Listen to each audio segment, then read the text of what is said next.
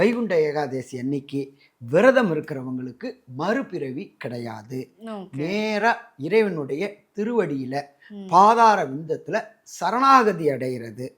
அப்ப இந்த ஒரு சில பேர் ஆரம்ப காலகட்டங்களில் என்ன நினச்சிட்டு இருப்பாங்க அப்படின்னாக்க, நான் போகிறது எல்லா திதிக்கும் ஒரு இது கிடையாது, ஒவ்வொரு திதிக்கு மட்டும்தான் ஃபேமஸ் உண்டு. திரையோதசி அப்படின்னா பிரதோஷ வழிபாடு, அது ஈஸ்வரனுடைய வழிபாடு. ஏகாதசி அப்படின்னா நாராயணன் வழிபாடு.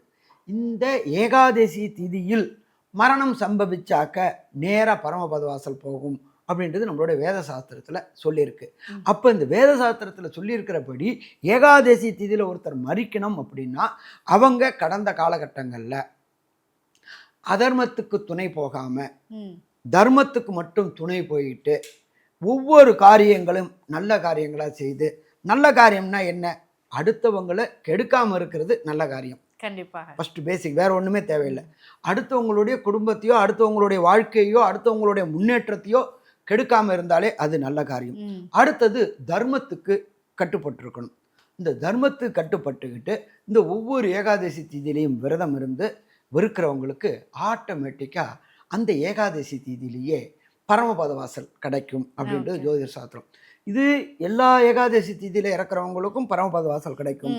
ஆனால் மார்கழி மாதங்களில் நான் மார்கழி அப்படின்னா ஜோதிட சாஸ்திரத்தில் இருக்கிறது தனுர் மாதம். இந்த தனுர் மாதத்துல என்ன அப்படின்னாக்க, சூரியன் அயனங்கள் 2 இருக்கு. ஒன்று உத்தராயணம், இன்னொன்று தட்சிணாயனம்.